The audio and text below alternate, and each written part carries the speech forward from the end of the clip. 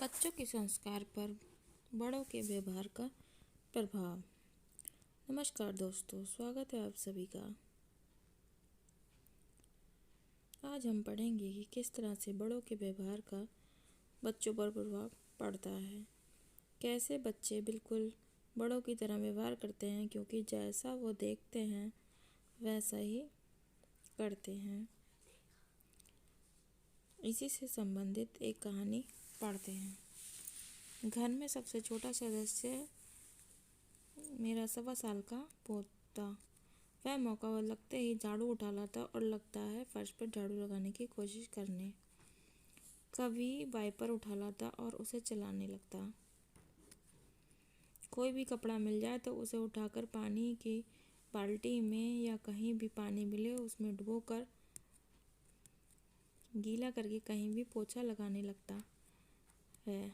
वो तो कभी मेज साफ करने लगता है। गाड़ी में अगली सीट पर बैठता है तो कभी रेडियो का वॉल्यूम बढ़ा देता है तो कभी एसी का। कभी गियर रॉड खींचता है। वह ऐसा क्यों करता है? वह ऐसा इसलिए करता है क्योंकि हम सबको ऐसा करते हुए देखता है और उसे खुद करने की कोशिश करता है। यह अत्यंत स्वाभाविक है। बच्चा कभी खाली या शांत नहीं बैठ सकता, उसे कुछ न कुछ खेल करना ही है। घर के सदस्यों के काम और दूसरे क्रियाकलापों की नकल करने से अच्छा खेल उसके लिए कोई और हो नहीं सकता। प्रश्न ये उठता है कि क्या बच्चे के खेलने के लिए उसके पास खिलौने नहीं है? क्यों वह घर की दूसरी चीज़ों से खेलने की कोशिश करता है?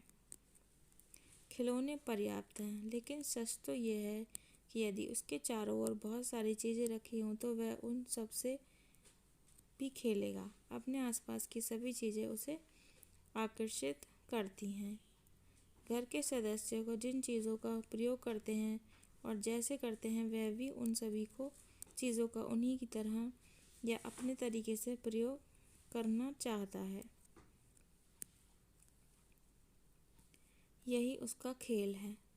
बच्चे खिलौने से प्राय तभी खेलते हैं जब दूसरे लोग उनसे खेलना शुरू कर देते हैं।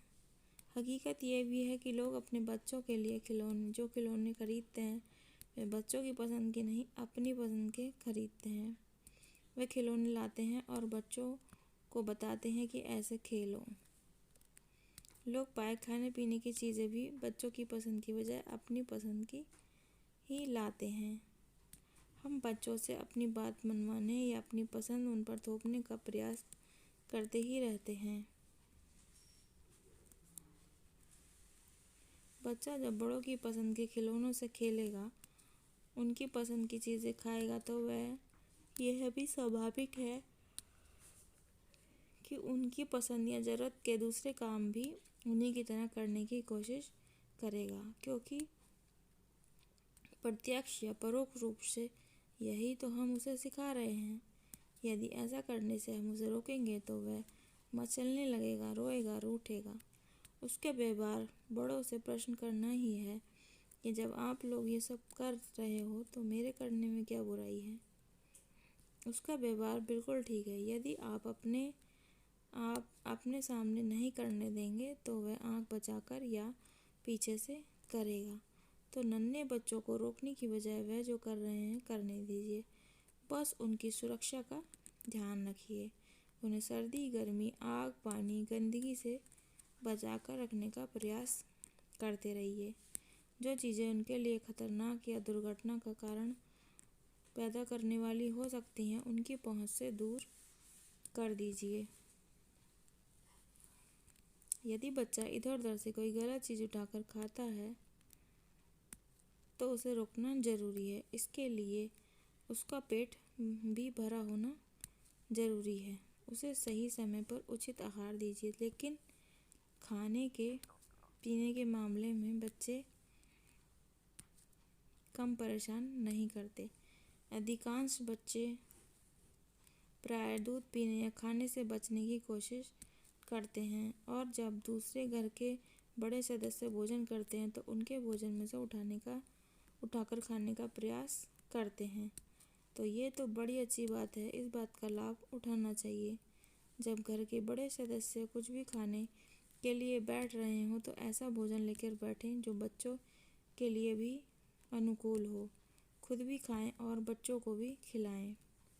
जिन घरों में चौथी या तीसरी पीढ़ी के बुजुर्ग जैसे दादा दादी, नाना नानी या परदादा परदादी आदि होते हैं, बच्चों के लिए हर तरह से बड़ा ठीक रहता है, क्योंकि बुजुर्ग ज़्यादातर दलिया या खिचड़ी ही खाते हैं। जो बच्चा भी उनके साथ ये सब खाद्य पदार्थ लेता है जो उसके लिए ठीक रहता है। इसके बाद सबसे महत्वपूर्ण प्रश्न ये है कि शिष्टाचार और नैतिकता का विकास। अनुकरण अथवा नकल हम सबके जीवन में बहुत महत्व है। नकल के बिना हम सीख ही नहीं सकते, लेकिन गलत चीज़ों की नकल करना घातक है। बच्चा भी अनुकरण से ही सीखता है। वह बड़ों का अनुकरण करता है और अपने अंदाज में बड़ों की ही भाषा बोलता है। हम शिष्टाचार का यथेष्ट पालन ना करें और बच्चों को समझ आए कि वह शिष्टाचार का पालन करें तो ये तो संभव ही नहीं है।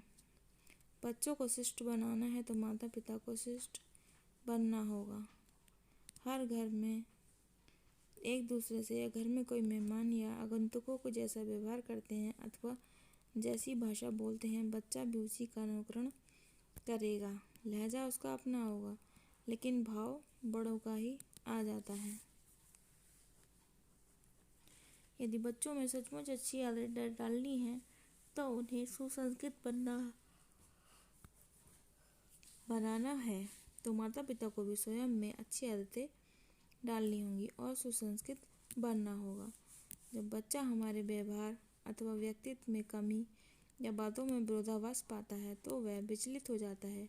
हमारी कथनी और करनी में अंतर या किसी के सामने और उसके पीठ पीछे उसके प्रति व्यवहार या आचरण में अंतर बच्चे को सबसे ज़्यादा बुरा प्रभाव डालता है।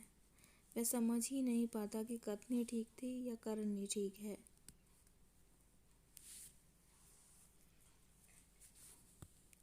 गुण या अवगुण ऊपर से नीचे की ओर संक्रमित होते हैं।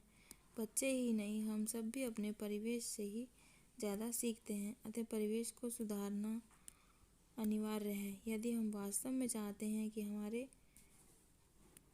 बच्चों में अच्छी आदतें और सही नैतिक मूल्यों का विकास हो तो उन सभी आदतें और सही नैतिक मूल्यों को स्वयं माता पिता को ही अपने अंदर विकसित करना होगा। दूसरा कोई उपाय या विकल्प हो ही नहीं सकता।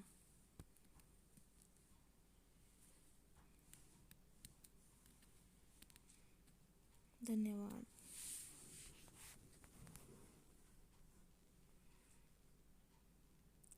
आपका कीमती और बहुमूल्य समय देने के लिए दिल से आभार। हमेशा खुश रहिए। Please like and subscribe.